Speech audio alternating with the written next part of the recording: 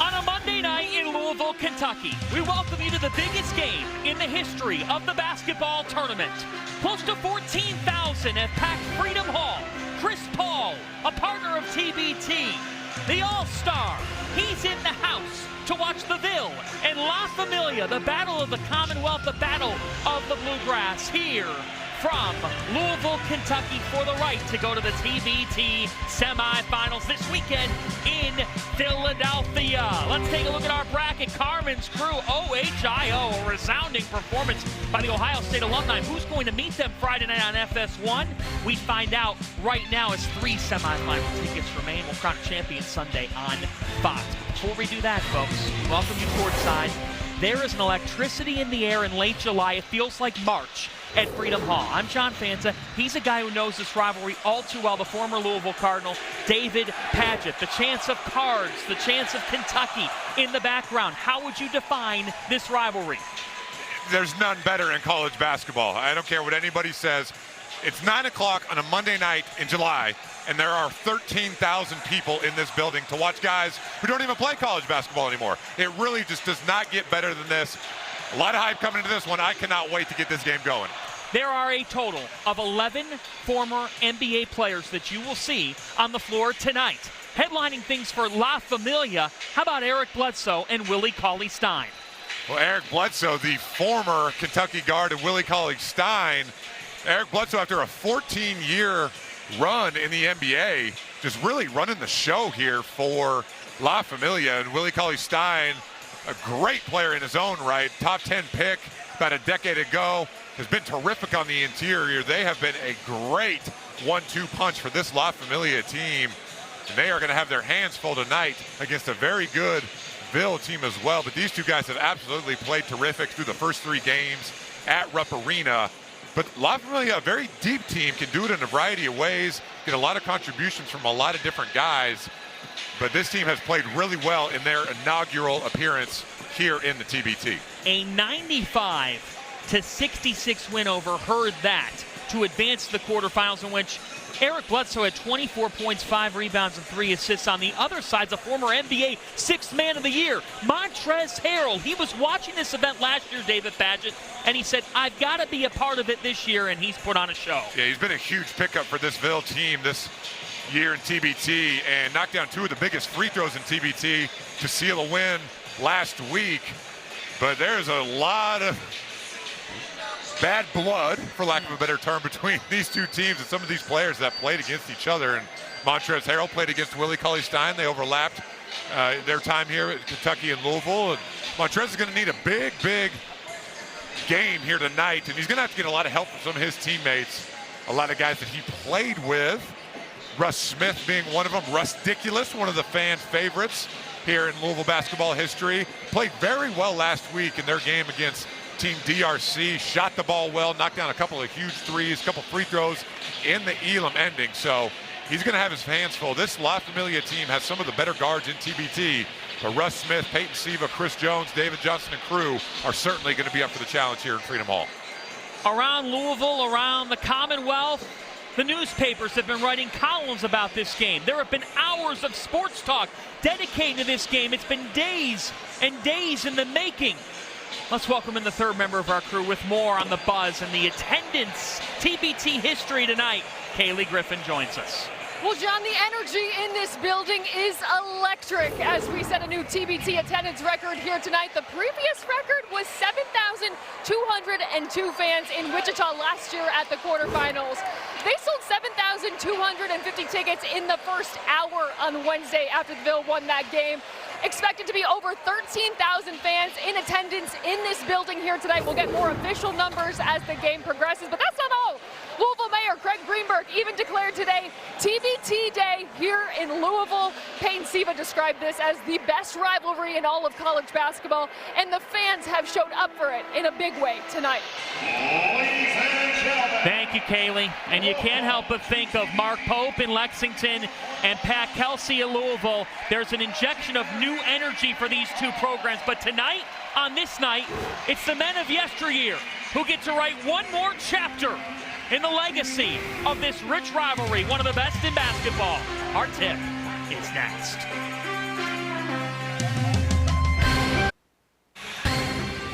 Basketball Tournament is powered by Puma and by Zelle, the official payment partner of TBT.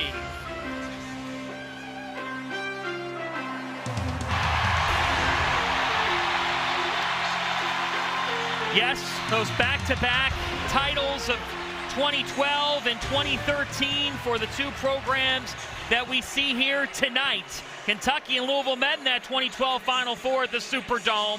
2 years later in 2014, Sweet 16. Let's look at these starting lineups. I mean, just amazing to see the backcourt play of these two teams, and then that meeting between Montrezl Harrell and Willie Cauley-Stein will be something. Who else do you think has a major impact on this game? Well, for La Familia, a very familiar last name there, Karim Cantor, the younger brother of former great Enes Kanter, has been one of the best players in TBT so far in this tournament, a double-double machine.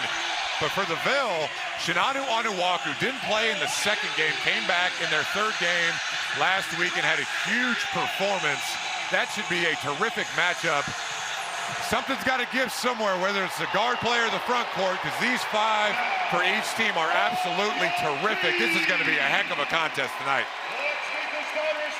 La Familia just rolling past, heard that.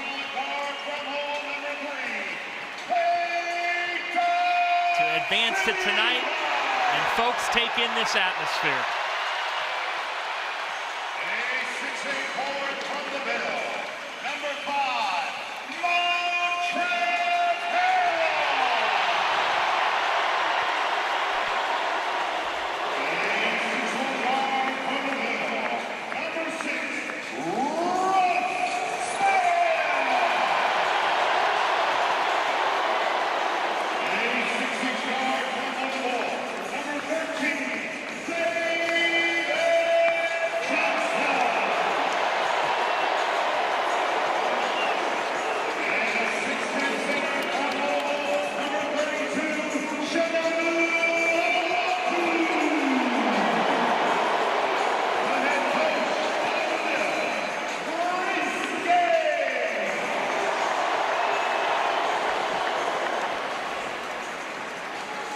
Reese Gaines, an all-time Louisville guard, the head coach now of this team. This Ville team, which beat Team DRC last week. Dominic Rogers-Cromartie's squad fell just short. And folks, as we gear up for this massive showdown, if you're new to the basketball tournament, that's okay. We welcome all fans. This is a unique event. We started with 64 teams. It's a $1 million winner-take-all prize that'll be crowned this Sunday on Fox. 11th anniversary of this event, started by John Mugar and his wonderful team. We finished with an Elam ending. What does that mean? We will finish with a game-winning shot. At the 4-minute or just under that mark in the fourth quarter, the first stoppage we have will stop the game clock, and a target score will be set 8 points greater than the leading team. So either way, there will be plenty of reaction in this building, which is ready to explode in Louisville. The last time these two programs met at Freedom Hall, it was Edgar Sosa who hit a game-winning three with just 2 seconds on the clock to cause heartbreak for Kentucky fans and jubilation for the Cardinal. Well, this game is circled on the calendar every year for both fan bases, and to have this opportunity in July during the summer is just absolutely awesome. Freedom Hall has not been this loud since 2010 when Louisville last played here. Their last game against #1 ranked Syracuse, probably the loudest game ever in the history of this building, but the magic has come back here tonight. Wake up the echoes. Circle July 29th on your calendar. The biggest night in TBT history is underway.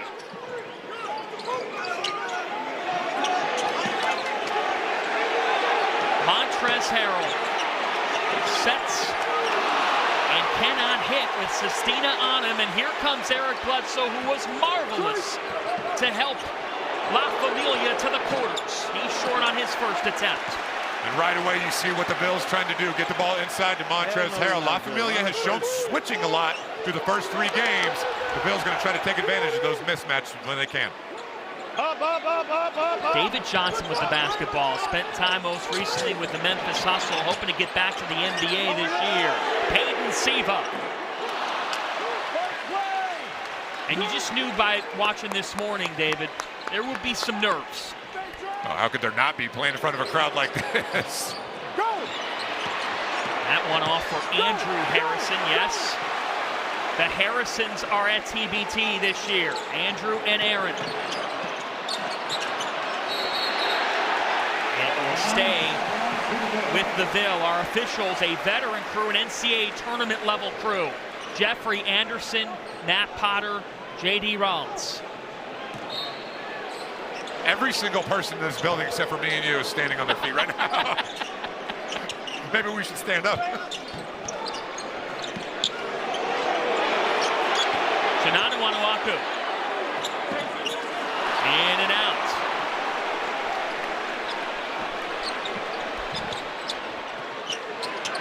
Here's Nate Sestina.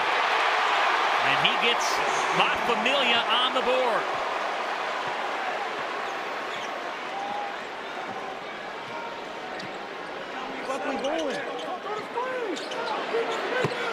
Johnson can't answer. It's been a point of emphasis for the Ville. They hit 12 threes in their most recent game. But Reese Gaines said, we don't want to overdo it. Sestina long this time. Here comes Russ Smith. New York zone. And a cold start for both sides.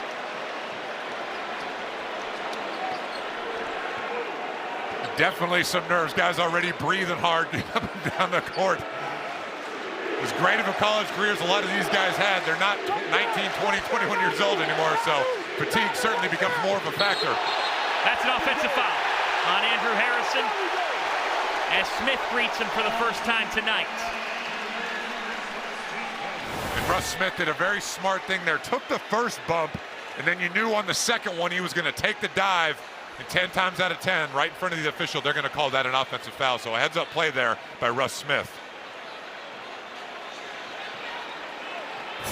This Ville team beating Sideline Cancer, then Team DRC to get here. They were on fire this past Wednesday. Shot 50% from 3. David Johnson and Russ Smith combined for 30. But a cold start offensively tonight. You've talked about when they fall in love too much with the jump shooting. Well, the first couple of possessions, they got Montrez a pretty good look inside, just missed it. They got it into Shinanu Onuaku, who's unable to convert, but they got to get the ball to the rim. David Johnson, Sestina with defense.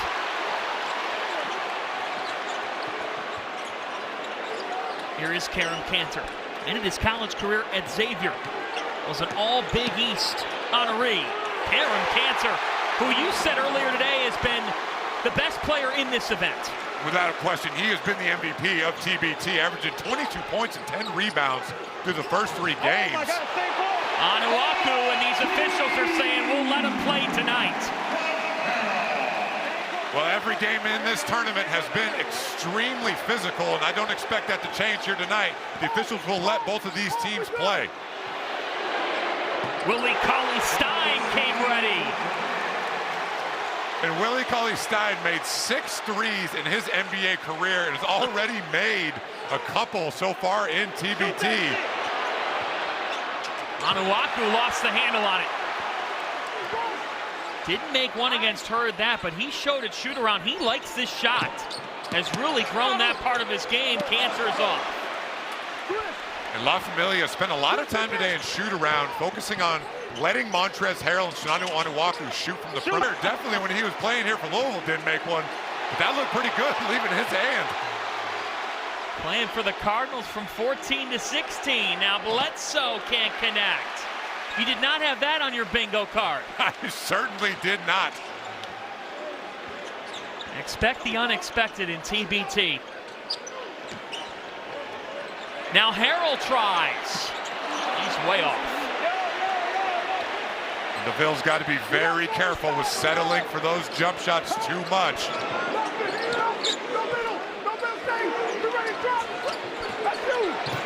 Bledsoe, 12 years in the NBA, and you just see it with how composed he plays. He just never gets out of control. He's always just playing at such a great speed, never too fast, takes great care of the basketball, and is just the pace setter and the tone setter for this La Familia team.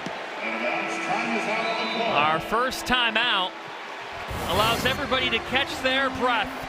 Well, we talked a lot about the guards knocking down shots, but so far it has been the big guys. Willie Cauley-Stein for La Familia. On the other end, Shinano Onuaku with the answer. Full-point lead early on for La Familia. Peyton and his wife Patience have opened a training facility. Shoot 360 locally. The Ville, their pathway. They could have very well not been here. They were down 69-65 to sideline cancer in round 2, and somehow, some way, pulled out an amazing win.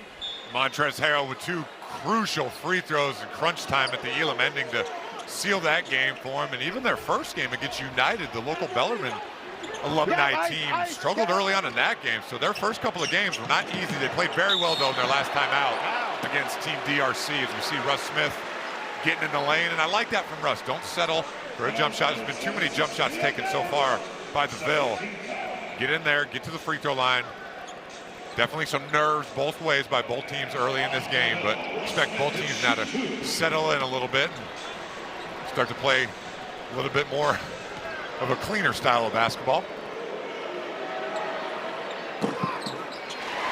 As Russ Smith steps to the line, this year's $1 million prize is once again being sent straight to the winner's bank accounts with Zelle, the official payment partner of TBT. Russ Smith, he'd like to add $66,666 to his bank account. He has had a terrific pro career in China. Player of the Year out there in 2017, a 2-time scoring champion. An All-American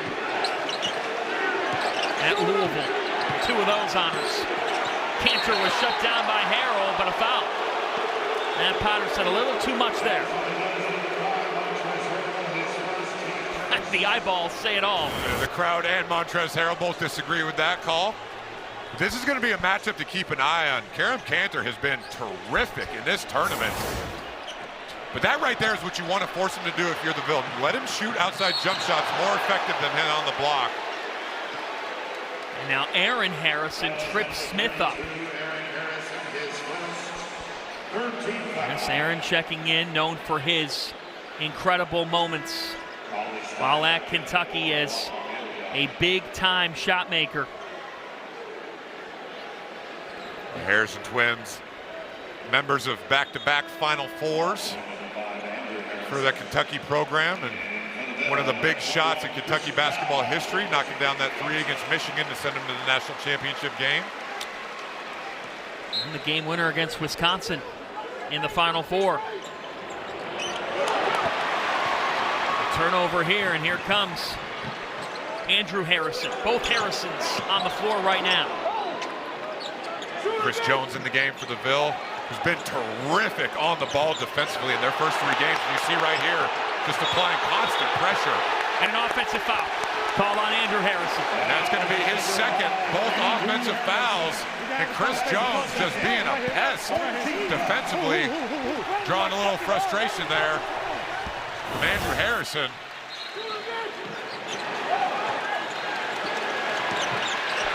And now Jones and Andrew Harrison have just gotten into it.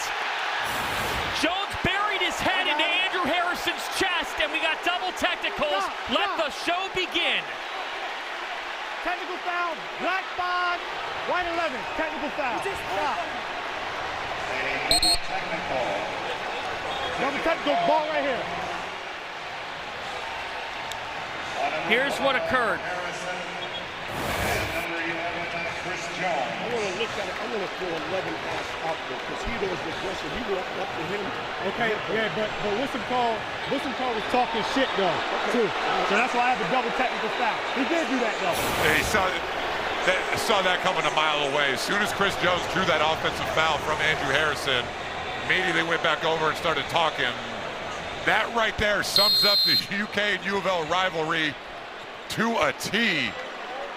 And even though these guys haven't put on these red and blue uniforms for a long time, the competitiveness and the passion is certainly still there.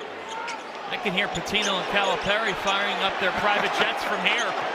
They'll be here at halftime. Mayo is fouled. Nick Mayo, what's he mean to this team?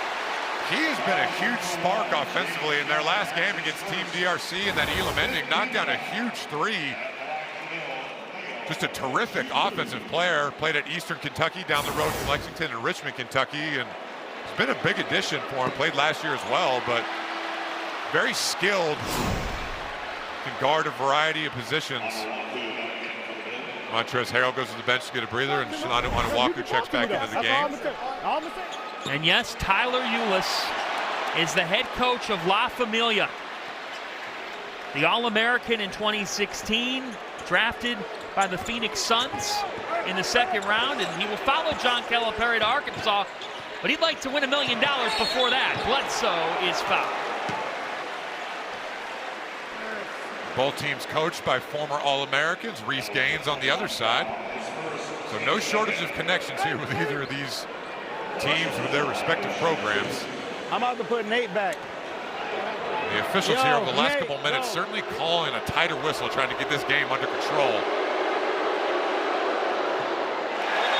As Bledsoe misses the first, we have an official figure for attendance. A new tournament record by over 6,000. It smashed in the first hour. 13,506 on hand for an alumni game in the basketball tournament. Never question the passion of Louisville and Kentucky fans.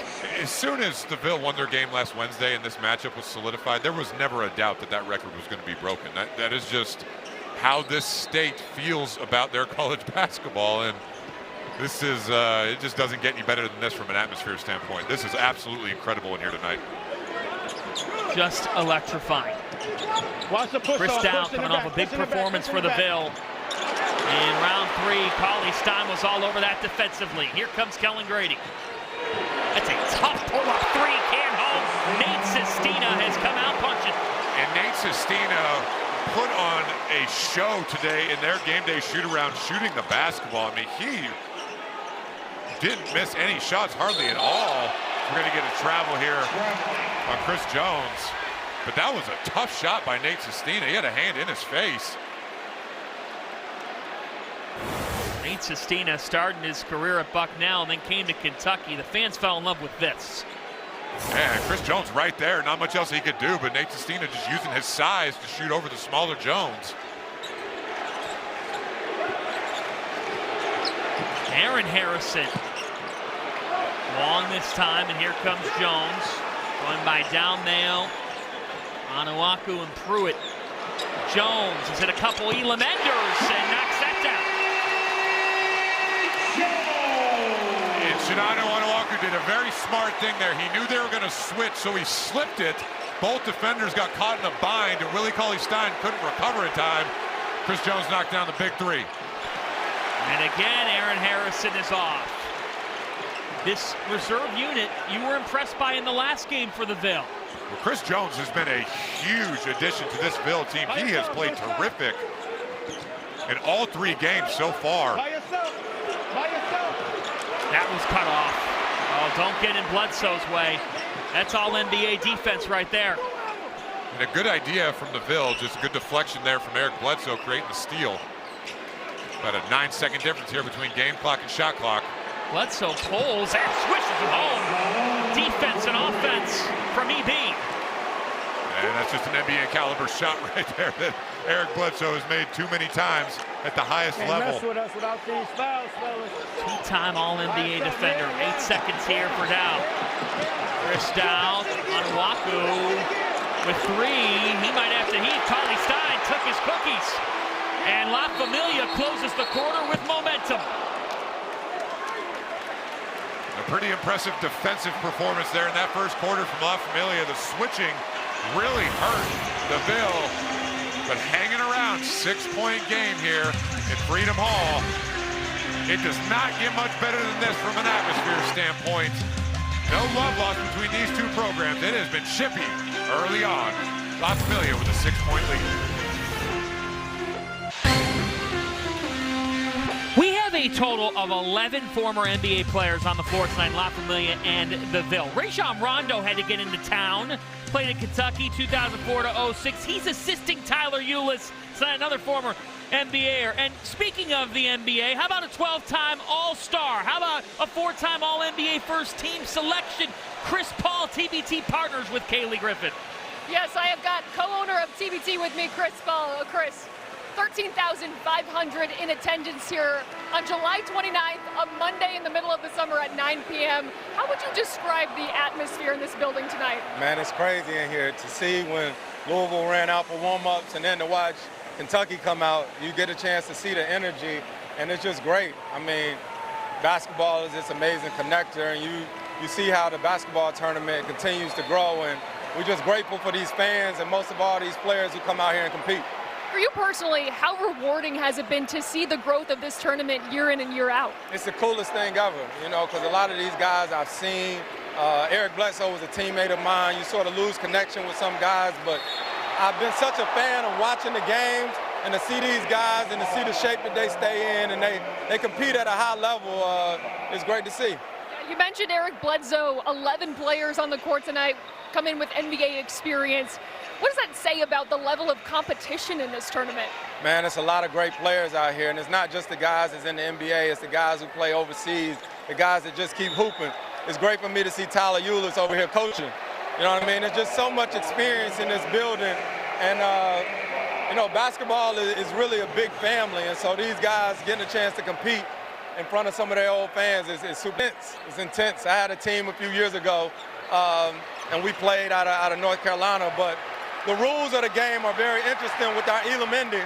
We actually used it in the All-Star game in Chicago a few years ago. But the guys who play, they love it because every game has to end on a made basket. So it's a lot of strategy, but more than anything, you gotta compete. You gotta compete. Chris, we appreciate you taking the time. Enjoy this game. Thank you so much. No problem. Thank you too. John, back to you. Well, over those roars, Chris Paul delivering here at TBT, joining the San Antonio Spurs to help with that young core, Victor Wembanyama and company. And he gives back to the game in so many ways, not just with TBT. He's got his AAU team, CP3, that was in Peach Jam a few weeks back. He is just a guy who's given so much to the game of basketball. 16-10, the score here. La Familia in control behind Karam Cantor. Just unstoppable down there one-on-one. He's just so strong and does such a great job of getting back to that left hand, his dominant hand. Oh, Bledsoe with the denial.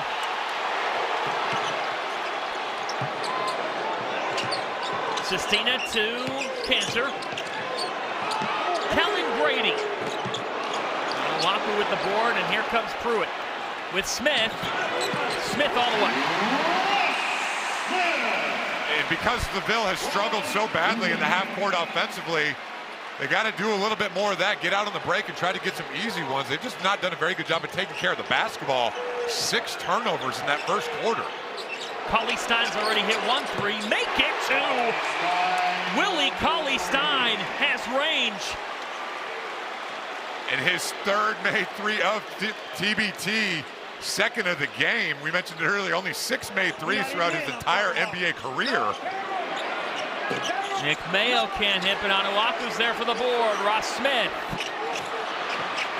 Cauley-Stein with a bit of a push. They let him play, and here comes La Familia.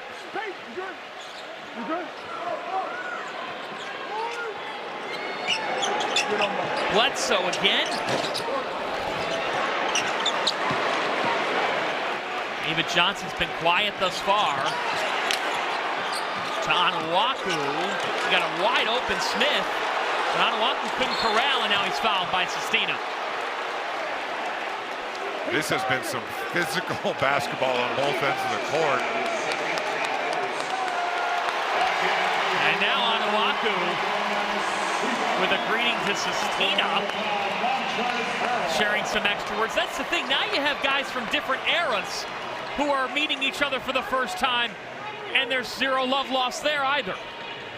You got Eric Bledsoe, who played back in the 2009-2010 season. You've got guys like Nate Sestina, Kellen Grady that played just a couple of years ago. A lot of overlapping arrows for sure. Smith cannot cash. Right now, everything with the Ville seems unsettled. Karam Cancer. Look at Grady fight for the offensive rebound, but Cancer was at the wrong spot. So what needs to change for the Ville? Well, it's what we saw a little bit in a couple of their first games. Is there just wasn't a whole lot of ball movement. It's coming down, making one or two passes, and then just trying to let somebody go one-on-one isolation. They get the ball moving and get the defense shifting a little bit, but get the ball inside.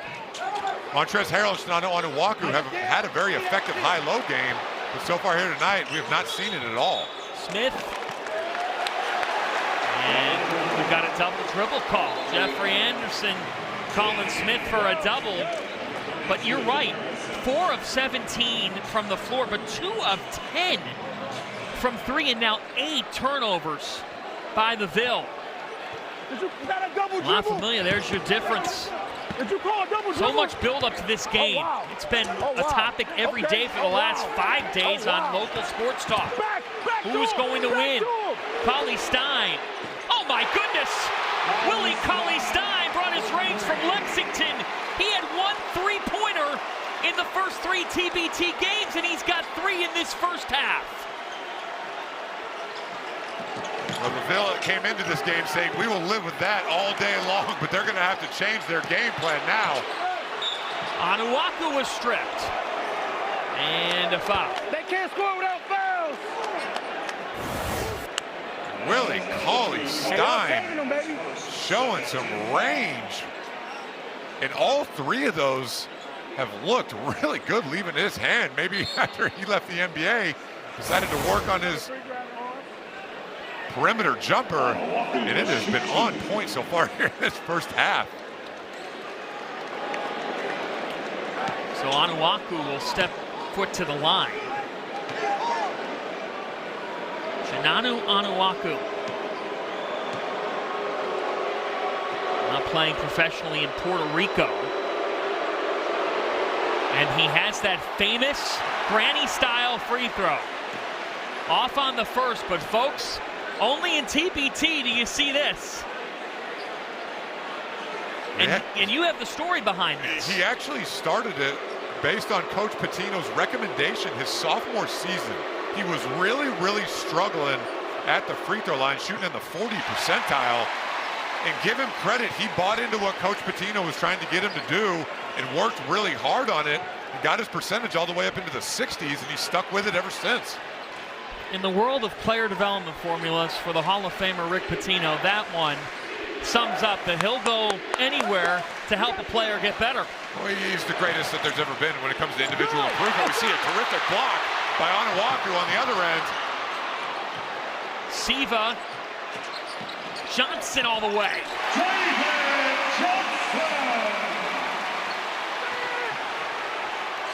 Harrison to Harrison, short. Look at Onuaku go for the basketball. Now Smith, no call on the contact. Harold will go on the line. Onuaku with the delivery, and this frenzy continues. You never know what's coming when Russ Smith has the ball in his hands in the open court, and very fortunate there to not get called for a travel or turn that ball over. Tried to get Willie Cauley-Stein up, but got rid of the ball, and a good pass there from Shinanu Onuaku to Montrezl Harrell diving to the rim. Shinanu Onuaku has done a very good job here in this first half of limiting La Familia to 1 shot, doing a great job on the defensive backboard. Arrow off on the first. TBT fans can shop the official gear of their favorite teams, including La Familia and the Ville, at tbtstore.thetournament.com.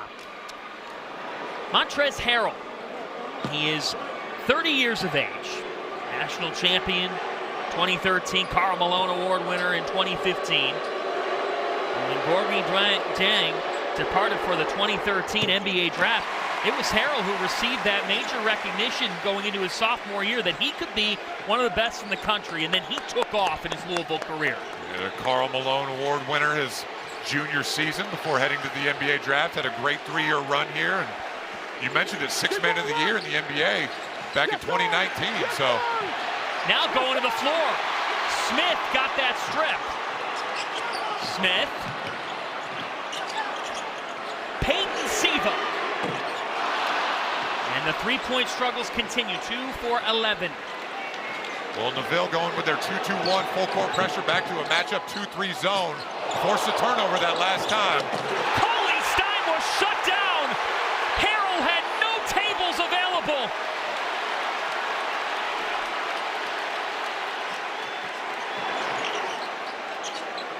They got the mid there. They finally saw it. Harrell was tackled by Aaron Harrison. 14 foul. Time is out. This has been a high electricity game. Montrezl Harrell with the terrific block on Willie Cauley-Stein, saving the basket. NBA career, Willie Cauley-Stein never hit a three, didn't attempt a three. He's got 3 triples tonight. Well, I guess the older you get, the better your jump shot becomes, right? Spent a lot of time after his NBA career working on that perimeter jump shot. It has looked good, so maybe he's thinking to himself, maybe should have talked to my coaches and let me shoot a little bit more back in the day. Most recently playing in Italy overseas, and he told us heading into this event he wanted to feel the energy of Kentucky, of Big Blue Nation again. That's why he said, I want to be in TBT. Of course, winning $1 million helps too. Onuaku, who's been a force. Second effort, Chinanu Onuaku, what a difference he's making, and now a travel on Bledsoe. Siva supplies Patino pressure.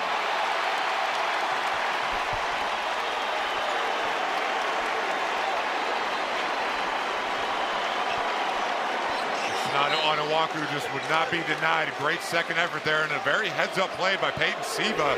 Caught Eric Bledsoe, just not ready for it. Got happy feet, forced the turnover. Russ Smith, and now Bledsoe's called for a foul. Just a moment ago was 24-13, and everything belonged to La Familia. That foul puts La Familia in the penalty. When you hit 5 fouls, you're in the penalty in TBT. Each player gets 6 fouls, 4 9-minute quarters, but we won't play those last 4 of the fourth quarter. We'll have the Elam ending. As Smith connects, and you said it, David Padgett, you spent a lot of time around this guy at the line right now, and Russ Smith. He's nicknamed Rusticulous by Rick Pitino. So much so that Rick has a horse named Rusticulous. What is it about this man that makes him so extraordinary? Well, we've said time and time again, expect the unexpected in TBT. Well, when Russ Smith has the ball in his hands, expect the unexpected. He is the king of, what are you doing? Oh my God, what kind of shot? Oh, great shot, Russ, it just went in. So it was an electrical player as there is to watching college basketball during his time here. Brady in and out. 8 straight for the Ville. Here is Smith. Right on cue. Bledsoe was on him. You're going up against a 2-time All-NBA defensive guard. Bledsoe, smooth. And so calm and collected. Just does not get phased. I mean, he just plays at such a great pace. Got to his spot, knew exactly where he wanted to go. Looked very similar to Chris Paulson over here to our right there with the mid-range jumper. David Johnson answers. David Johnson has been the Ville's best player through the first 3 games offensively by far. He has done it in a variety of ways. Knocking down threes. Going to get Russ Smith here on the hold. See Eric Bledsoe doing a great job of drawing the foul there. Not putting any room between himself and the screener. Pretty easy to tell how these crowds feel about these calls, but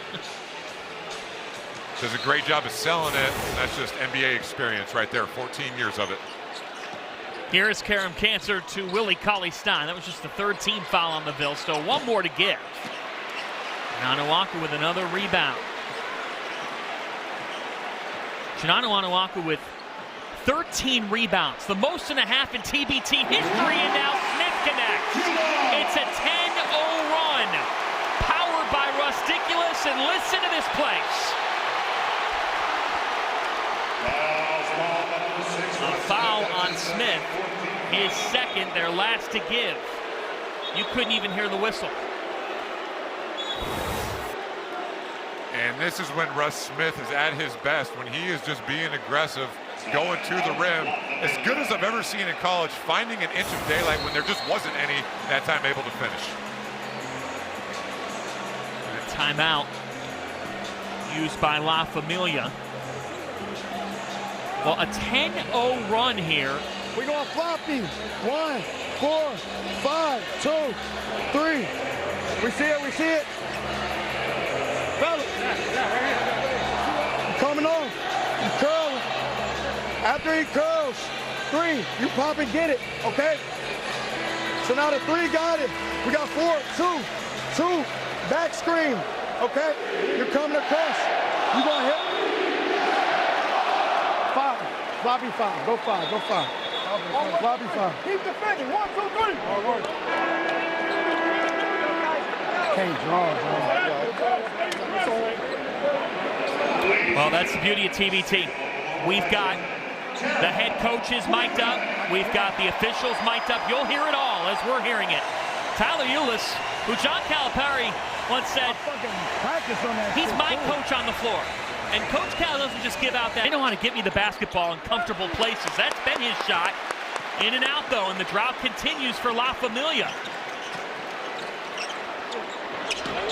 Onuaku with 13 rebounds. He has been a truck. Short this time, though. Final minute of a back-and-forth first half. A spot in the basketball tournament semifinals on the line. Winner gets Carmen's crew. The Ohio State alumni Friday, and Nate Sestina has his mind on Philadelphia. Timeout by the Ville. Great shot. That's a terrible shot, Coach. Very fucking nasty fucking press. And Reese gains good timeout there before the half. Got about a 16-second difference between game clock and shot clock.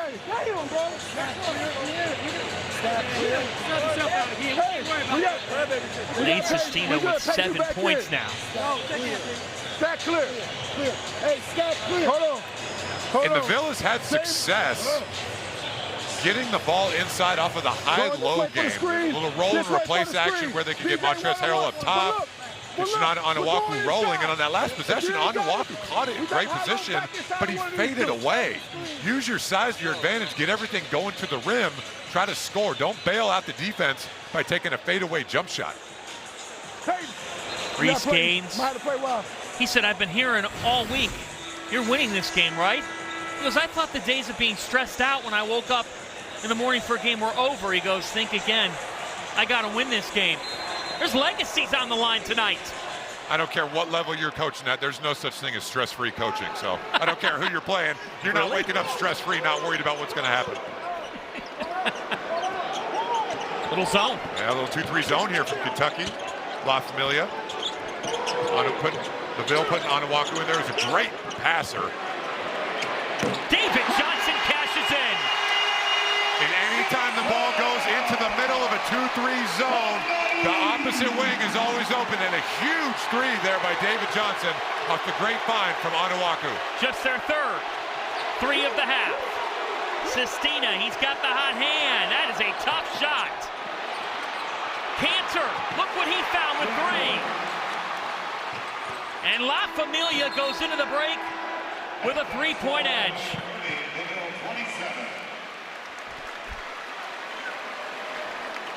Can we catch our breath now? No.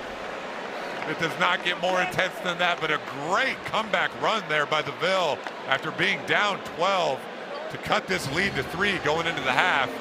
I have a feeling these fans and these players are both going to have to catch their breath. I don't know if they'll catch their breath. They will have some bourbon. Willie Cauley-Stein and Eric Bledsoe with a combined 17. Back with more at the break from Freedom Hall.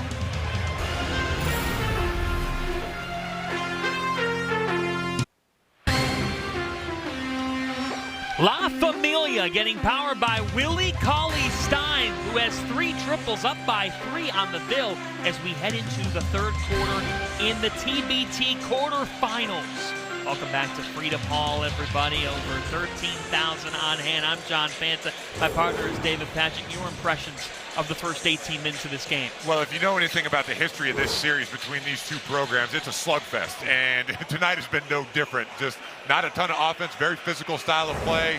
A lot of turnovers there in that first half, not a lot of great shooting, but the Ville had a chance to maybe get down a little bit bigger hole than they thought, but clawed their way back, cut it to a three-point lead there at halftime. So big first couple of minutes here in this third quarter to set the tone. How did La Familia get out to a lead? You said there's physicality. Willie Cauley-Stein has that, but David Paget, he could shoot it. Yeah, and I think the Ville would have been completely okay with that coming into the game, but what does he do? He comes out and knocks down 3 threes, and it was much needed for La Familia because other than that, they didn't have a whole lot on offense. So Willie Cauley-Stein giving them a big boost on the offensive end. But Shinato Onuaku, we said it in the open, he was the difference maker after missing the second game with an ankle injury, came back in their third game, played well, did a great job finishing around the rim, even stepped out, knocked down a 3 of his own, but 13 first half rebounds, 13 in 18 minutes of play. So dominated the backboard. They got to continue to get the ball inside to Onuaku and Harrell. Taking a look at our first half numbers. You talked about the shooting for both teams. Those points off turnovers were a reason why La Familia got out to the early lead. Yeah, the Ville with 8 turnovers there in that first half, 6 in the first quarter alone, so they did a better job in the second quarter, but I mentioned it, and if you've seen Kentucky and Louisville play over the last couple of decades, this is how the stat sheet always looks at halftimes. It is just a slugfest. See if either of these teams can kind of get a little bit more of a rhythm going here offensively in the second half. It's amazing to think how much basketball's changed over the last 12 years. Because when these two teams met in the Final Four in New Orleans in 2012, there were a combined 6 threes made in the game. Right on cue. I mean, it's just how these games have always been between these two programs over the last couple of decades. And going to get another turnover here by the Ville. Oh, Johnson with the block. Cancer sticks it back.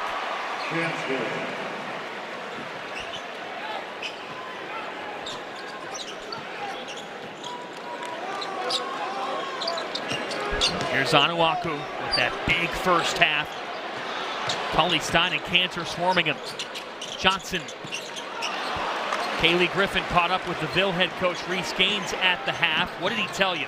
Yeah, John, he said his message was simple. We need to play hard, stay together, and show effort. He said La Familia is a little younger, but we can battle with them. He put an emphasis on continuing to make things more tough for Eric Bledsoe and continuing to box out and dominate the glass. So we've got to take care of the ball. La Familia has a lot of shooters, like we saw there from Nate Sestina. We can't give them more opportunities. Nate Sestina, who spent a year at Kentucky and was a sharpshooter. Harrell bullying his way on Onuaku, sticks it back. And this La Familia team in their last game last week against Herd That made 14 threes, so certainly capable of lighting it up from behind the arc. Didn't shoot it especially well with the exception of that man right there, Willie Cauley-Stein.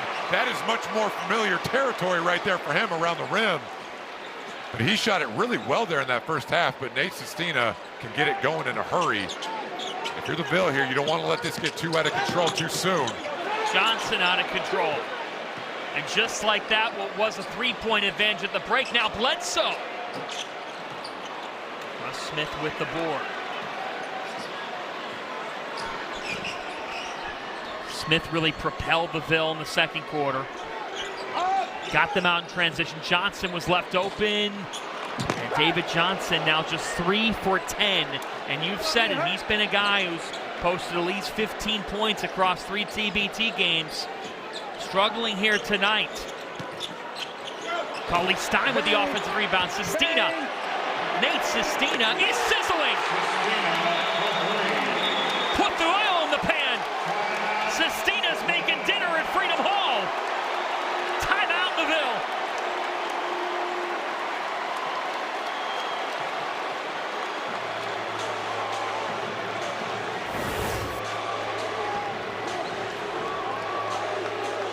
One off the offensive rebound, Willie Cauley-Stein just going up and getting it. Nate Sestina with a great shot fake. Quiet first half there for Nate Sestina, but coming out knocking down back-to-back threes here to open this back up to an 11-point game.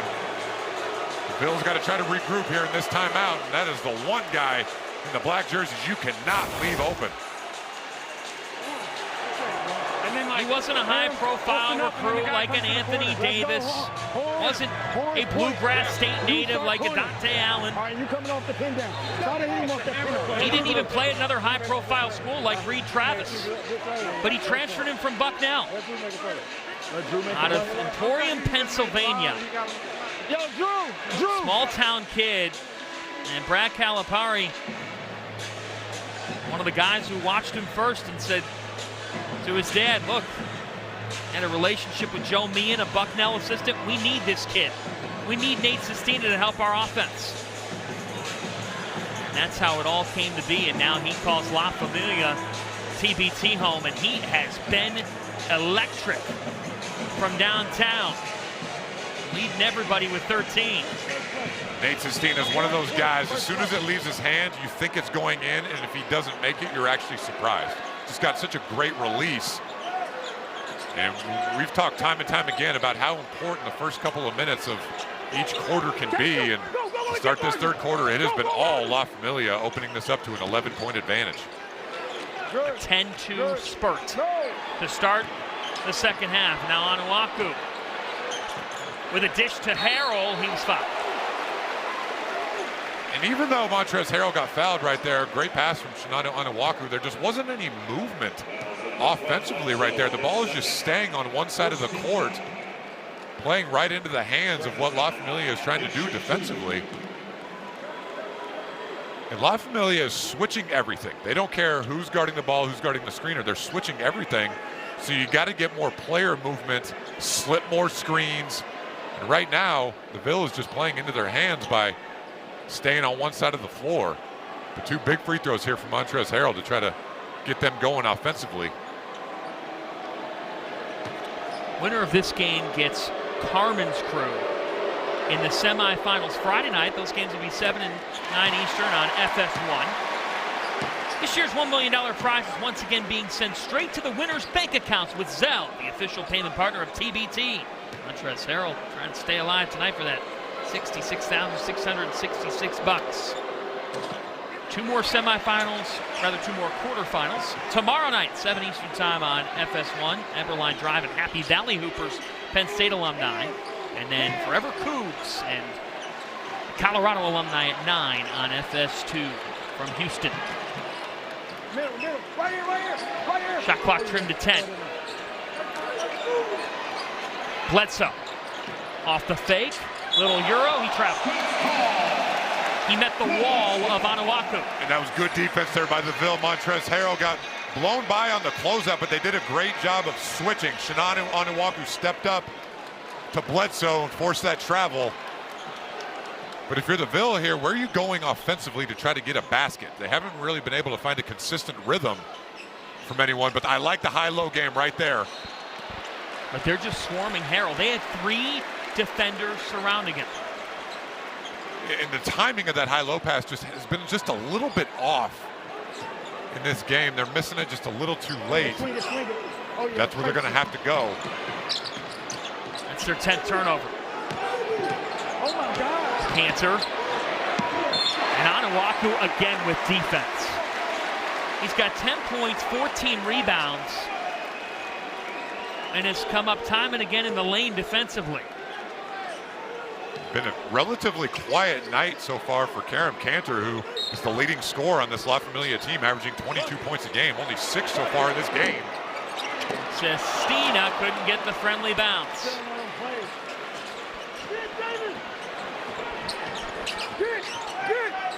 Louisville hasn't called this place home in 14 years. David Johnson long. Last time these two teams met in this building, Edgar Sosa put the game away with a thrilling 3. Kentucky's taken 13 of the last 16 meetings in the college ranks. controlling this series in the recent years, and that's just it, David. It had lost some of that zest nationally. It's always a huge deal here, but the thought was, you should take a look at the all-time series at 39-17 in favor of Kentucky. TBT, combined with two new coaches of the current programs, it's the life that this rivalry needs. Without question, and it's perfect timing based on what we talked about earlier, each program with a new head coach heading into next season. Sestina out of control, shot clock violation. Good defense there by the Ville, forcing that shot clock violation, but there's been a renewed sense of energy and excitement and passion amongst both fan bases. I mentioned it earlier, it's extremely rare that, what are the odds that both programs would have the need for a new head coach heading into the same offseason, but Pat Kelsey being hired here in Louisville, and Mark Pope, the former Kentucky great, being hired down the road in Lexington. So going to be two different looks, but both fan bases very excited about what the future holds. Chris Jones can't hit, and Harrell, hammer time.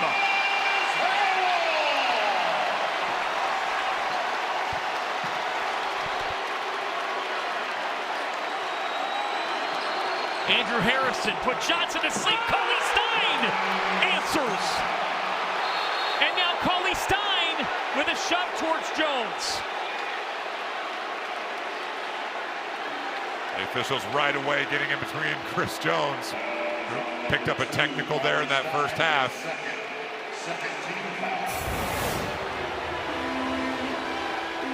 But we see Montrezl Harrell here doing what he has done time and time again with a huge putback, but Willie Cauley-Stein with the answer on the other end.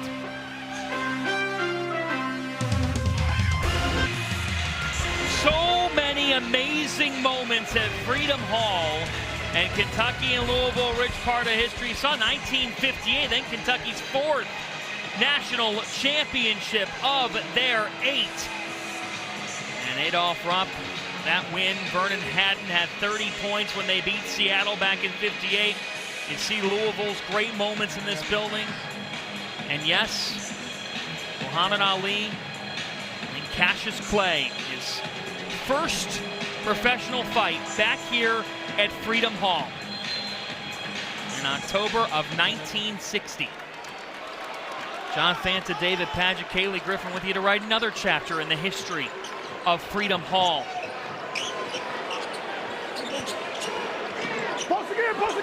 Post again, Trent! Spotting the TBT semis on the line. The game with Carmen's crew, the Ohio State alumni Friday. That'll get the Ville going. Russ Smith has propelled them when they've needed him to tonight. And much needed basket there for the Ville.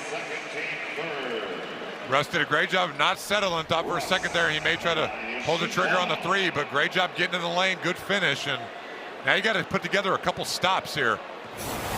Nate Sestina, Kellen Grady on the floor, so both Harrison. So 4 guys that can flat out shoot the basketball from behind the perimeter. With just over 3 minutes left in this third quarter, and with the Elam ending coming up in the fourth quarter, time's starting to run out here a little bit for the Ville. Got to try to make a run somehow, some way. And a foul. That'll send Andrew Harrison to the line. Yes, folks, when we get to the fourth quarter, we'll play the first 5 minutes. Our first stoppage at or under 4 minutes, we will enter the Elam ending. If you're new to TBT, we'll have a target score 8 points greater than the leading team. First team to that score wins the game, and it produces drama and thrills. Already has in this building. As Andrew Harrison knocks down just the 3rd free throw attempt of the night for La Familia. It's been an issue for the Ville. 7 of 13 from the line here tonight, leaving some opportunities on the table as Andrew makes both. Well, the difference in the game has been the three-point line. La Familia with 7 made threes, the Ville only 3 of 14.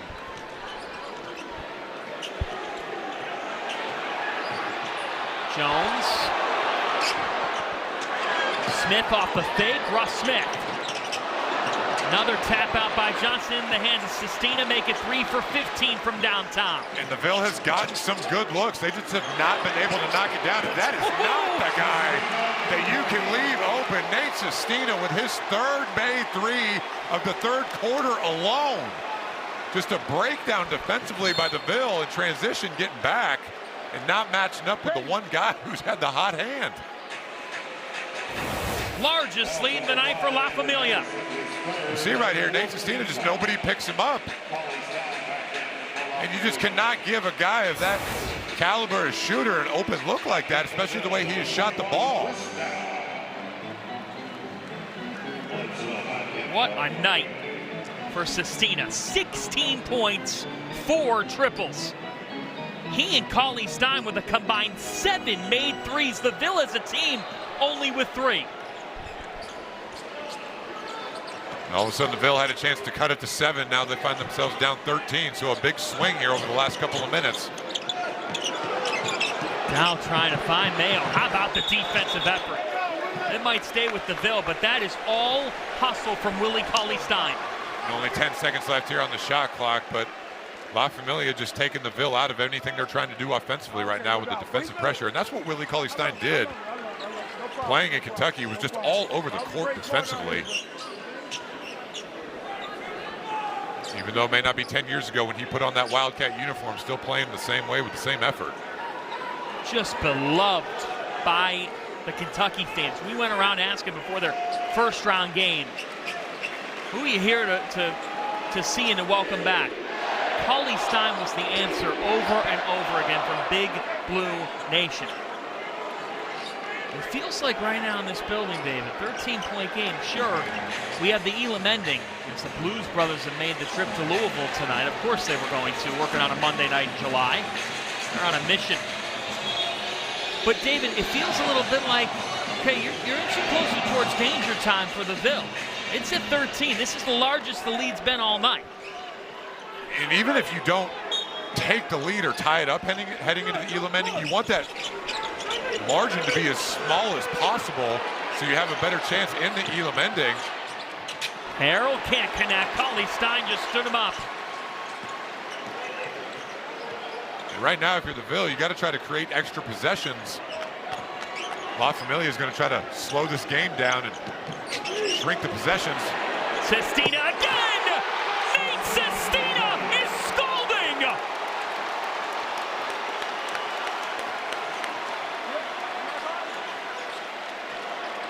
And a turnover. 5 triples from Sestina, who's got it rolling.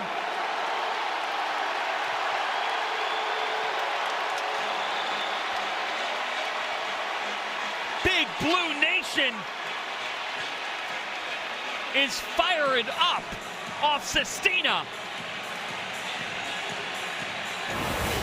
That last 3 from Nate Sestina was almost on the logo. You see just a little weave here. And that is just an absolute heat check from number 7 in black. Nate Sestina absolutely on fire in this third quarter for La Familia.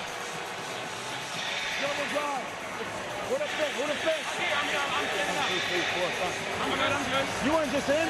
This year's $1 million prize will be sent straight to the winners' bank accounts with Zelle. This is what La Familia is going for. How about $70,769 between those other players, not in Canada, GM and the head coach. And the way this team is playing right now in a road atmosphere, you give a lot of credit to Twani Beckham, who put together this roster, and he got Nate Sestina on it. This is the guy in Sestina, David. You know, we tell these stories around TBT. He's playing in Turkey. Turkish Super League champion, Turkish Cup winner, one of the best pure shooters in that league. And you can see why, because he's come to TBT and just lit it up from downtown tonight. 5 triples. The Ville as a team only has 3. There's no saying in basketball, if you can shoot, there's always a spot for you somewhere on a roster. And that guy is a specialist right there. He is just absolutely torched the Ville from behind the arc in this third quarter, and on the verge of potentially putting this game out of reach. 19 for Sestina. Nobody for the Ville has more than 10. Same Sestina. play.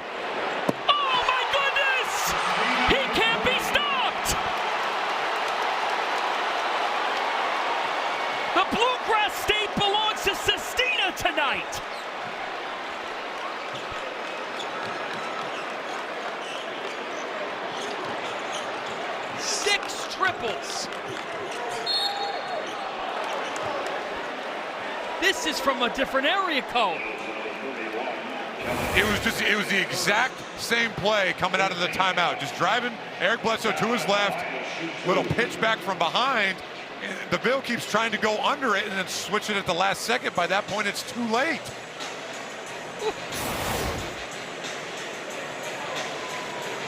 Running out of superlatives for what this man is doing right now with a spot in the semis on the line. He has single-handedly just buried 3 straight threes. And yeah, you might see, well, there's still a fourth quarter, you never know. But we only play the first 5 minutes of the fourth quarter with the Elam ending. Game's obviously never over until that Elam ending on the last basket is scored, but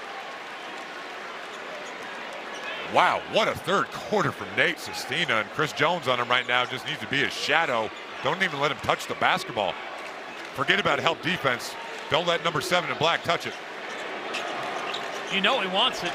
Jones is all over him, into the hands of Bledsoe. He's trying to get to it. 10 on the shot clock. Down to 7 for Bledsoe. Don't leave. Down to 5 for Bledsoe. Bledsoe to Cauley Stein. It's all La Familia right now.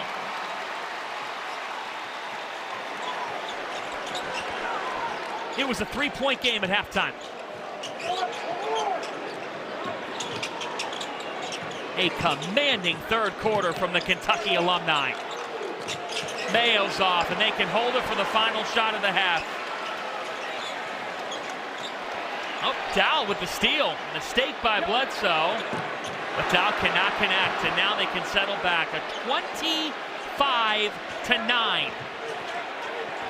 Outscoring job by La Familia. Bledsoe, he'll go in the line for a pair.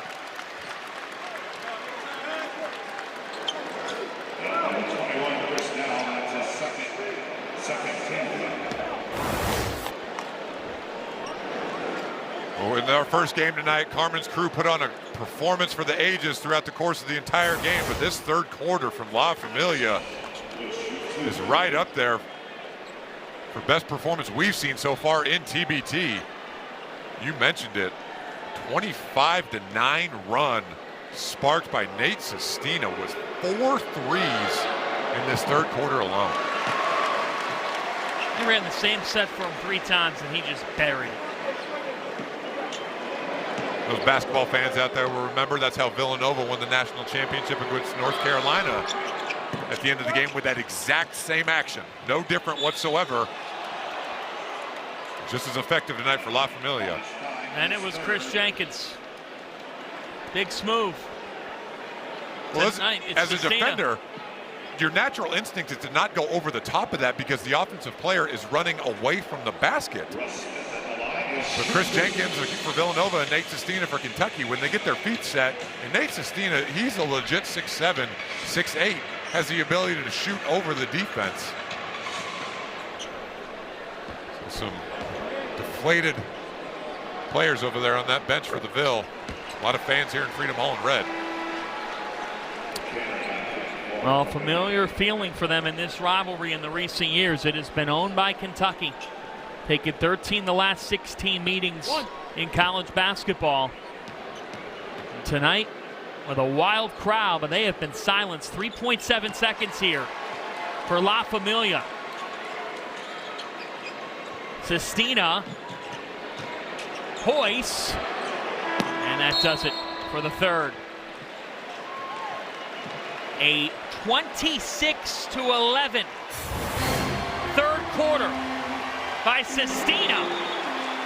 He is on fire with a spot in the TBT semis on the line. He and La Familia with Philly on their mind.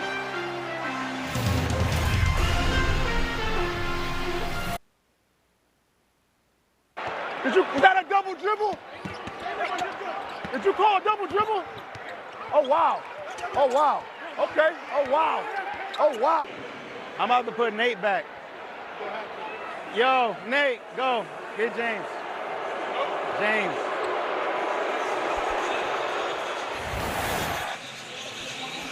Tyler Ulis knows what he's calling. In the huddle, powered by Puma. I'd say it's a good idea to put Nate Sestina into the ball game. Isn't it amazing how really good players can make you look really good as a coach?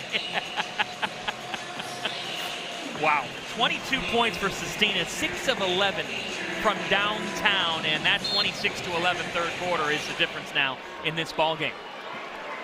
La Familia with 10 made threes in this game, 6 of them coming from Nate Sestina, and 3 of them coming from, with the ball in his hands, Willie Cauley-Stein.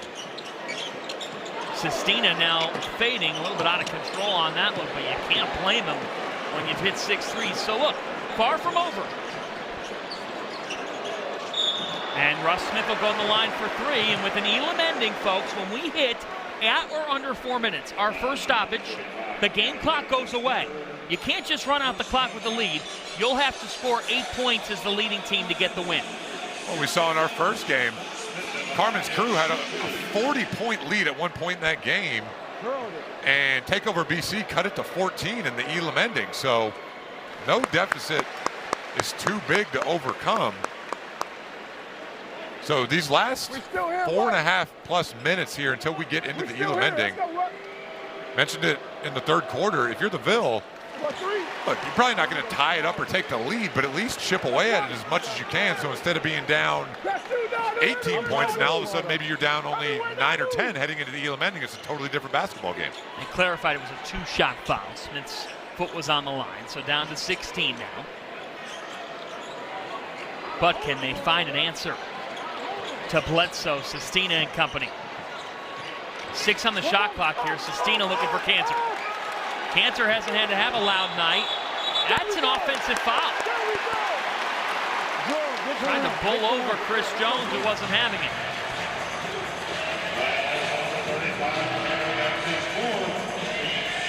That's Cantor's 4th foul. You get 6 in TBT. How many fouls Nate got? You see the hook. Karen Cantor just using that right arm to try to get an advantage. A good call there by the officials. This Louisville crowd just trying to somehow, some way find the energy to get this team back into the game. Over 13,000 on hand, a TBT record. Jones can't hit. Onuaku has been the bright spot. 12 points, 16 rebounds for the Ville. Onuaku has been a monster on the backboard in this basketball game. They got to continue to get stops, and that's what you can do. You just cannot trade baskets here. That's about the 4th or 5th time in this game where we've seen Eric Bledsoe get in the lane, and Willie Cauley-Stein just cuts in from the corner unaccounted for the easy lay-in. And Willie Cauley-Stein has reminded everybody, as if they need a reminder, that he's a big game player. 17.7 of 8 from the floor. Yo, Nate! Stay with the Ville. That way. No middle. No middle. Damn. Didn't really play much of a role against Heard that in the region final victory. But in this game, he has been sensational with 17 and 6. Foul here. That one on Cauley-Stein. That's his 4th. So he and Cantor now have 4 fouls. You do get 6, but something to monitor.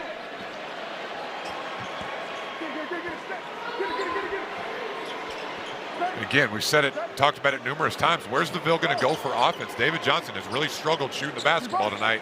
There we go. You go to Harrell. Harrell off the fake and 1.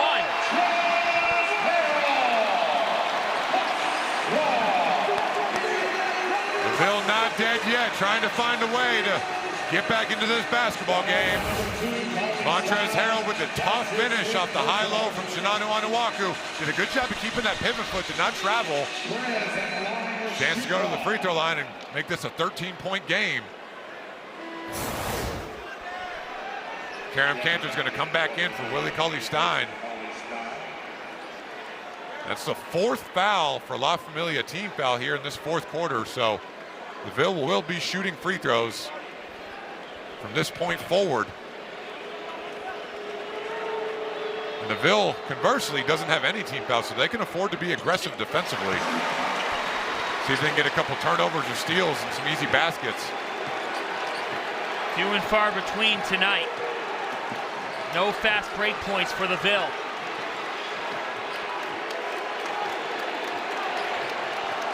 Andrew Harrison got a lane to Cantor, who glides in and out. Onuaku with the board ahead to Smith. It was out of his range. Chinanu Onuaku has always been a terrific outlet passer, but that time just threw it a little bit out of the reach of Russ Smith. A costly turnover with just under 7 minutes to go in this game.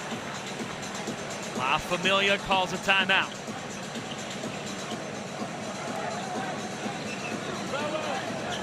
You need one, Blair? Fellas, every time they're isoing us, we're opening up and giving them middle. We got to force them here, sit in the gap, and go out. Same thing. Force them here, sit in the gap, and go out. They got to see bodies. All we running is dribble drive. Space, getting them gaps, dribble drive. They can't score. They can't guard you. Keep driving them. Yo, you got to dominate this dash for us. All right? Let's get it. Work on.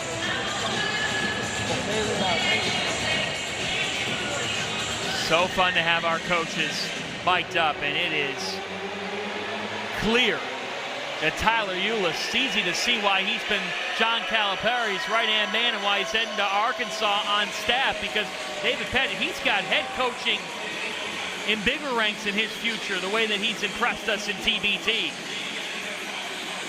Been very impressive, this performance, especially here in the second half from La Familia.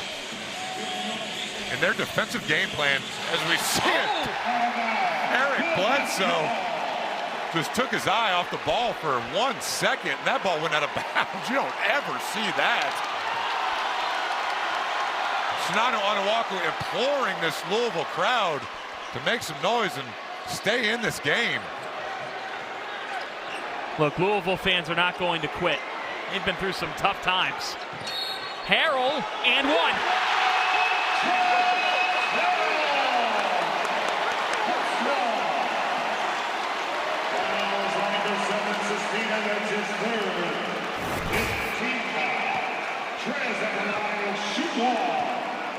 Montrezl Harrell got the matchup he wanted against Nate Sestina. Just a little hesitation and the one-handed finish with the contact. Harrell 1 for 6 entering this quarter, make it 2 for 2 to start the fourth, and 1. The lead is down to 10. And here they come.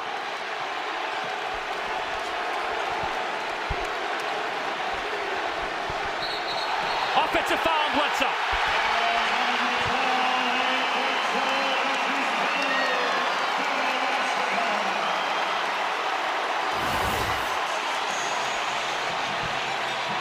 Chris Jones, that is the 3rd time tonight. He has done a great job, and you see Eric Bledsoe clear as day, just extending that left arm to get Chris Jones off of him. And all of a sudden, the Ville with a chance to make this a single-digit deficit. When about 3 minutes ago, this game looked pretty much over. Jones fader, got it. It's down to 8, 2 minutes away from Elam ending territory. The biggest night in the history of the basketball tournament, delivering the goods. And a foul as Andrew Harrison never gave up on the play. It is on the floor. It's on Onuaku. Just his first. And only the team first here in this 4th quarter, so the Ville can continue to be aggressive. Obviously, got to keep an eye on where Nate Sestina is at all times here. That is a tough drive and a foul. Andrew Harrison gets fouled by Johnson.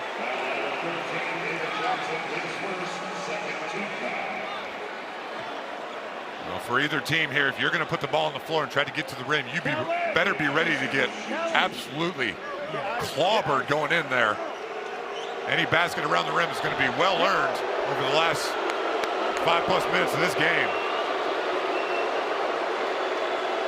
The plot thickens here at Freedom Hall. You knew there'd have to be some drama with an event building this much anticipation. And just when it looked like La Familia could make this a laugher,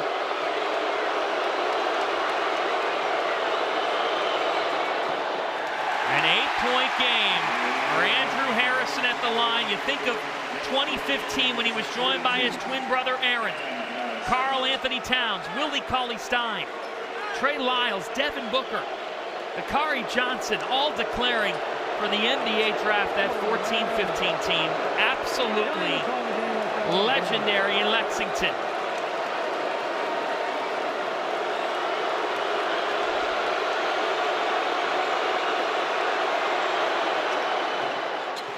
emotions in this building right now. It does not feel like July. It feels like a midwinter night. In the heart of a college hoop season. This is TBT.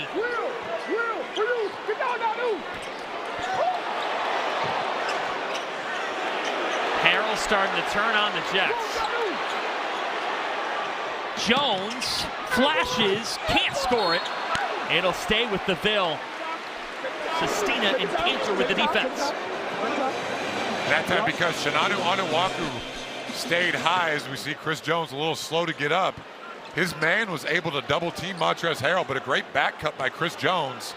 Unable to finish, but 12 on the shot clock.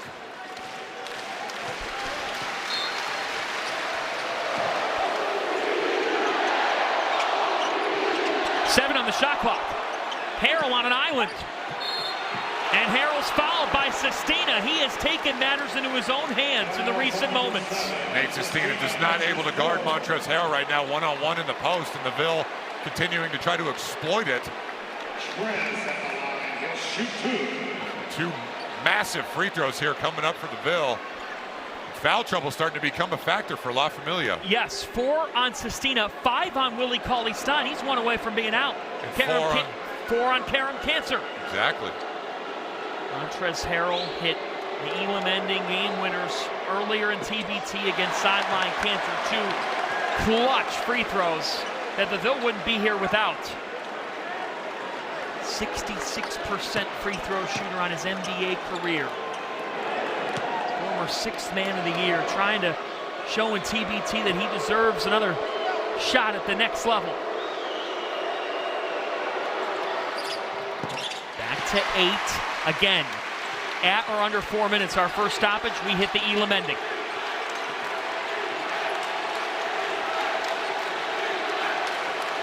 This next minute is huge to establish that target score. Sestina off the fake, Nate Sestina! Short, Johnson is there. This Louisville crowd was holding their breath when that ball was in the air. Very fortunate there, a pretty good look.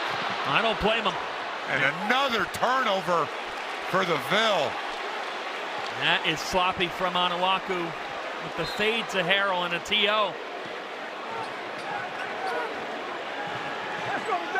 Now strategy becomes a play here because for La Familia, you've got a cushion.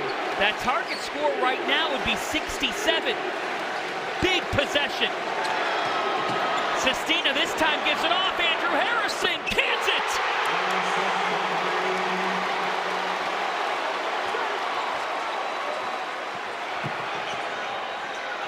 All the way, Russ Smith hits. Back to 9. They can hold it and call time when it hits 4 minutes and make that target score 70 if they'd like. And that's exactly what Tyler Ulis wants to do.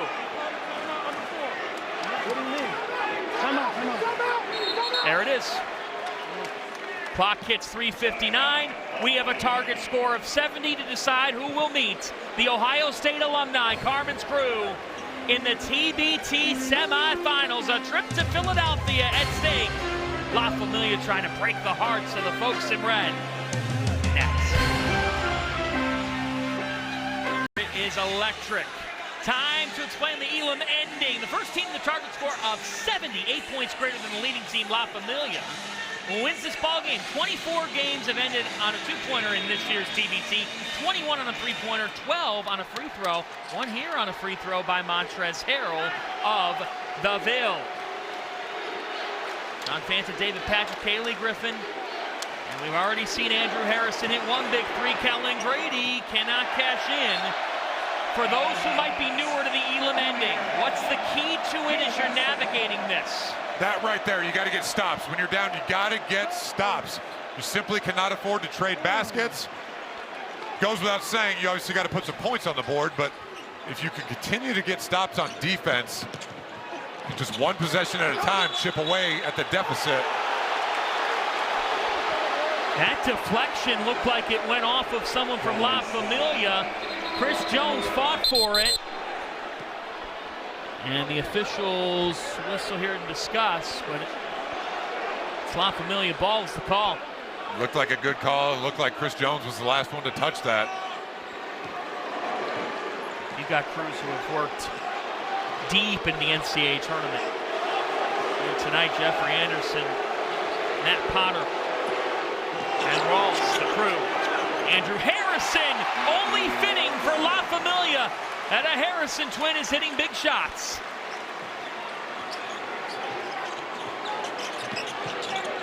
Russ Smith. Go to Onuaku. Onuaku trucking, and Cantor stripped him. Well, we've talked about it time and time again. Where does the Ville go for offense? It was a struggle for them just to get to 53 points. Now they have to try to score 17 without letting La Familia score 6. So where are they going to go in a game when they just have not been able to get anything going offensively whatsoever? Target score is 70. That is a tough shot. It's long. Battle for the rebound. It's Sestina. And La Familia a bucket here, and the pressure just mounts for any shot for the home team. Andrew Harrison on the back down. Travel. And I thought that could have been a foul either way, but nonetheless, the officials called travel. David, where can the Ville go for their offense? You got to think at some point, or you would at least hope if you're a fan of the Ville, that David Johnson's got to hit a shot. He has been ice cold in this basketball game. If he can just get something going here, maybe just give him a little bit of life. And multiple chapters in the NBA, 3 for 11, making 3 for 12 tonight. That's a foul on Onuaku.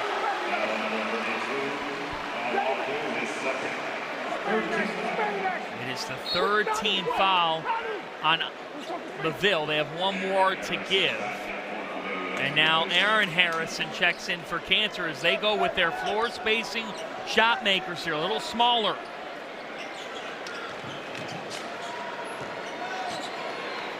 Go back inside.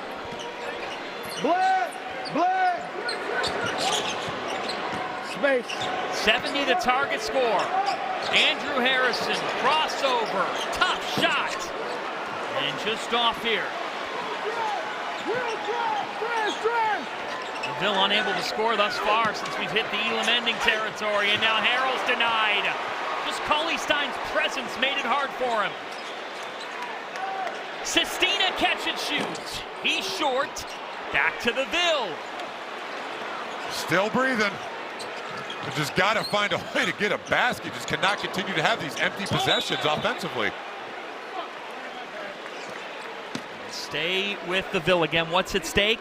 A ticket to Philadelphia. Friday night, semifinals of TBT on FS1, 7 to 9 Eastern time. Winner of this one gets Carmen's crew, who really impressed. Jared Sullinger leading them. That was denied by Cauley Stein. 3-on-3 on the fast break. Bledsoe was stripped. Jones gets it back. Here comes Harrell. Well, Andrew Harrison was waiting with Cauley Stein. How about the defense of La Familia? Willie Cauley Stein has been a one-man deflection machine these last couple of trips. Just covering up a lot of mistakes. Well, he told us on Friday, I won my last 4 against Louisville. I'm not making it 4 out of 5. End of story. You can tell it's personal. 5 on the shot clock for Jones. To Onuaku with the kick. And that 3 is long for Smith, and the three-point struggles just continue for the Ville. They are 3 for 19 from downtown. And you can just sense the frustration by everybody. You get a great look right there, a great pass from Onuaku to a wide open Russ Smith, and just cannot buy a basket. Bledsoe. Shut down by Harrell. Empty trips both ways. Target score 70. We don't have a game clock in the Elam ending. Cauley Stein with a denial. Only that 24-second shot clock. No game clock. And right now, both teams gassed a little bit. Rescan's going to make a substitution here and bring Peyton Siva back in to see if he can give him a little spark offensively. Trying anything at this point to find a way to put the ball in the basket. Siva now on Pat Kelsey's staff, joining Coach Kelsey's staff as the Director of Player Development, Basketball Alumni Relations. And he's heading to the Bahamas tomorrow because Louisville is there on their international tour to play a pair of games this week.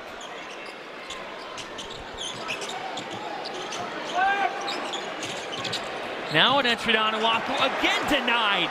That time Bledsoe was there. It's the right idea, but the pass just not quite long enough away from the defense, and Bledsoe able to get the deflection, which forced the turnover. And that has been the story of the game for the Ville. Besides the cold shooting, just not taking great care of the basketball. Now to Karam Cantor, their rock. A TBT vet, and he's off. So both teams with 4 straight trips apiece in which they have not been able to score. And no, folks, there's no game clock with Elam ending. That target score stays the exact same. First to 70 wins. Not win by 2 or win by 3. You hit 70, you win.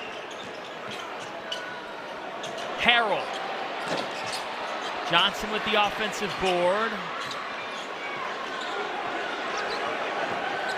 Now Smith looking to attack. He can't hit either.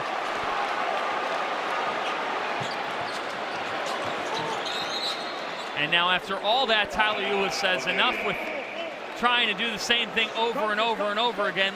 Let me try to draw something up. A good time out there by Tyler Eulis, trying to get his team settled. What we see offensively? A bunch of settling. What we think we can get into? You gotta put them in spots. All they gotta do is grip and put a shooter in the corner. Go horns clear with Nate in this corner. So put a guard in that hole. Right here, fellas.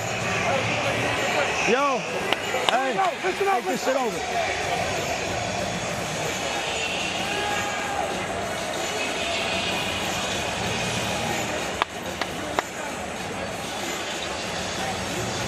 So we gonna run clear for Bled. All right, we gotta execute.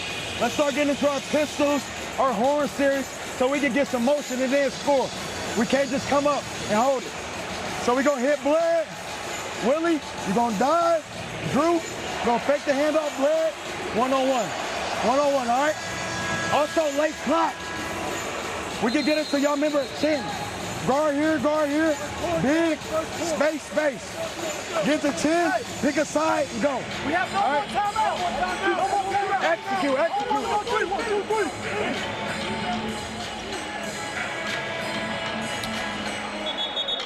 Well, Tyler Eulis taking on this head coaching job of La Familia, this team, part of so many legendary moments in Kentucky history when it was assembled, a super team of sorts between Cauley Stein and Bledsoe and the Harrisons.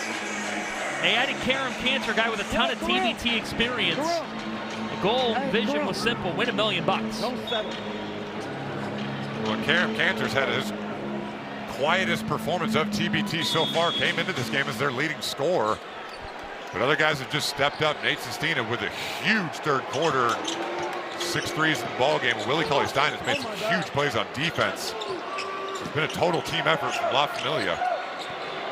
In the hands of the 12-year NBA vet Bledsoe, shielded off his man. Cauley Stein cannot hit. Another stop by the Ville. 6 straight empty trips by La Familia. Onuaku rolling in. That was a collision. Blocking foul. You said when we started the Elam ending, what does the Ville have to do to get back into this? And I said they have to get stops, which they've done.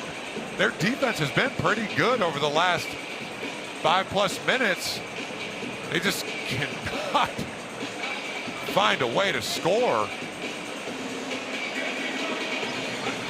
And both these teams just absolutely ice cold on the offensive ends.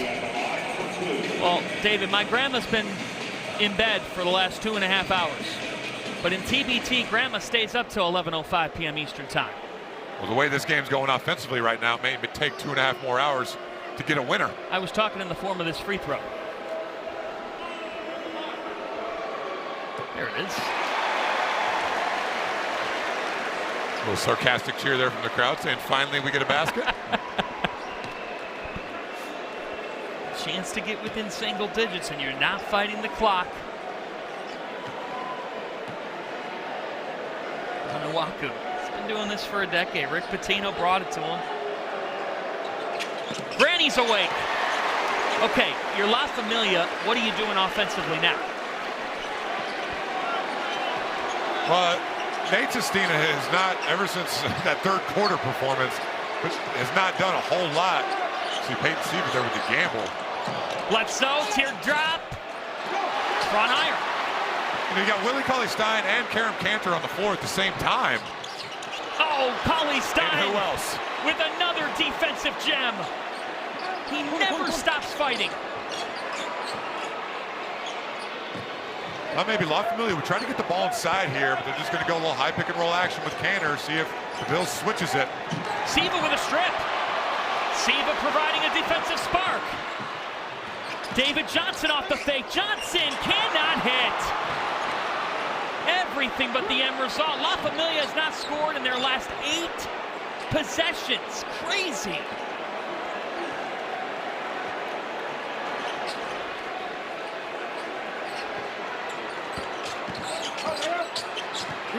Eric Bledsoe probing. Cantor with 7. Cantor drives and a foul. I'm not sure the Ville wanted, obviously, to foul him right there, even needed to foul him. He was dead in the water. Shot clock was running low. Gave him his left hand, which is his dominant hand, but he's fading away from the basket. That's one of those, if he makes it, he makes it. You tip your cap to him, but Karam Cantor going to the free throw line with La Familia only needing 6 more points to put this game away. You need a quick one, Black? And fatigue has set in for both teams, guys. Hands on their knees. A lot of gasping for air going on right now. This has been a physical basketball game.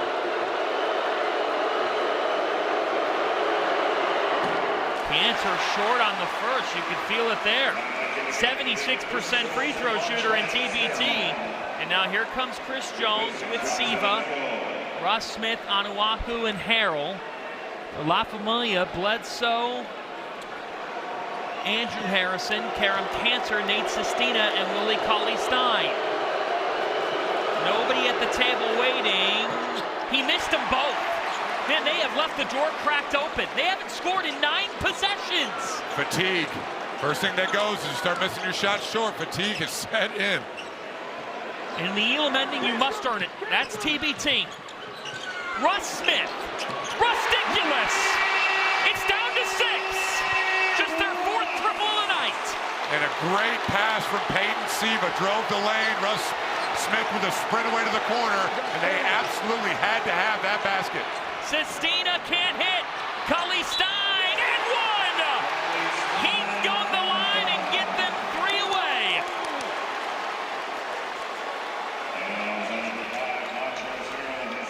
How many big plays has Willie Cauley-Stein made in this Elam ending?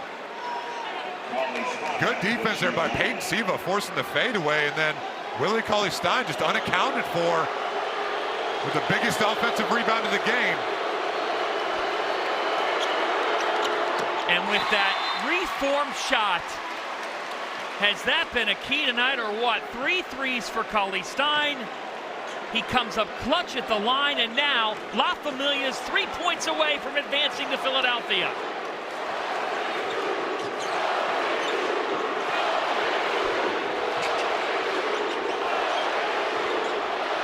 Russ Smith again. Fouled on the shot by Andrew Harrison. He'll go to the line for 3. Oh, that is a costly mistake because it gives him a shot to get within 6.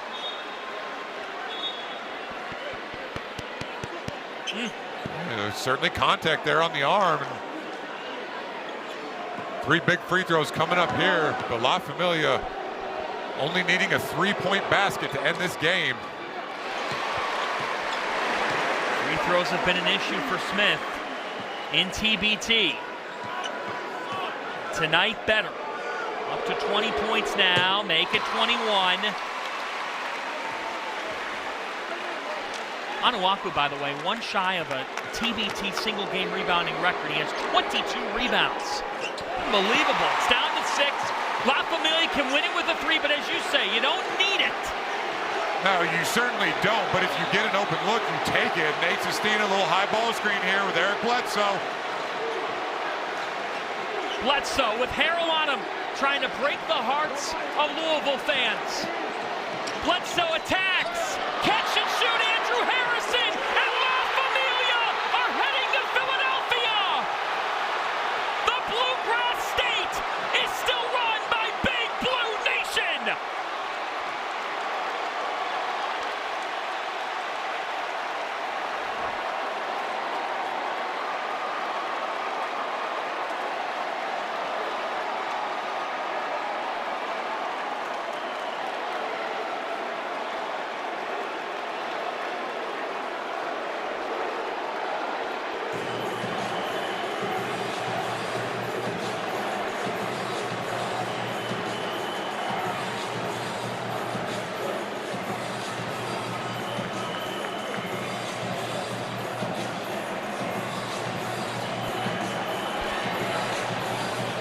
We've got some extracurriculars on the floor here now. Two teams going after it.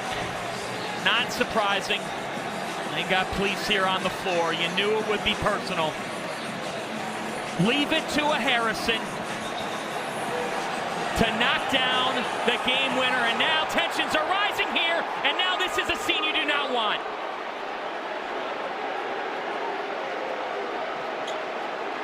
The last thing you want is to see things escalate to something outside the pageantry of the game. You just hope that they can clear this scene as quickly as possible.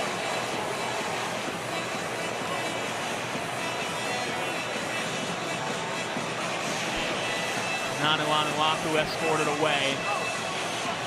Looks like the last Ville player that was in the vicinity. That could have been that you do not want on a night that celebrating this event, and that does it. And now look at Big Blue Nation behind the La Familia bench celebrate.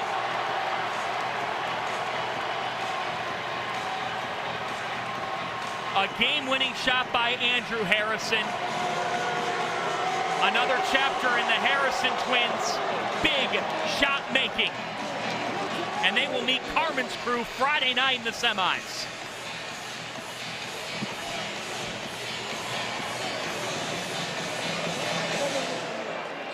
We said it. How many times have the Kentucky faithful seen one of the Harrison twins knock down a game-winning 3?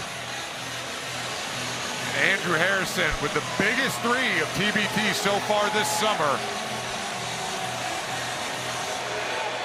You know, hopefully it looks like cooler heads have prevailed. Scene got a little ugly there for a minute, but police doing a good job of making sure nothing got too out of control. Motion certainly running hot here in Freedom Hall. And Andrew Harrison canning the triple to put it away. Their 12th 3, the game-winning 3. Nate Sestina with 6 triples and 22 points. Willie Cauley-Stein with 20 points, 9 rebounds. And in the end, it was a valiant effort by the Ville to get it as close as they did. But David, Nate Sestina, he found the separation, and Cauley-Stein just kept driving La Familia tonight. That third quarter was the difference in the game. Nate Sestina comes out, absolutely catches fire, and the Ville just could not get anything going offensively all night long. It was a grind just to get to 61 points. Just nothing easy whatsoever, but give La Familia credit. Especially Willie Cauley-Stein made some huge defensive plays there towards the end of that game. And La Familia will move on to meet Carmen's crew, who had the best performance we've seen so far in TBT. That'll be a great game on Friday in Philadelphia. La Familia is Philadelphia bound. They put this team together last time that a Kentucky team was in TBT, got upset in the first round. This was supposed to be different. A chance to rewrite things, and they've done just that. They will meet 2019 champion Carmen's crew Friday. FS1. Tomorrow night, 2 more quarterfinal matches for you from Houston, Everline Drive, and Happy Valley Hoopers, Penn State alumni, followed by Forever Cougs, the Houston alumni, hosting Team Colorado on FS2. What a night here in Louisville, David. Well, the hype certainly lived up to it as far as the energy level in this building. I have not seen Freedom Hall like this in a long, long time. And just an incredibly physical, competitive game. And I know the Ville wishes they were moving on, but what a performance by La Familia.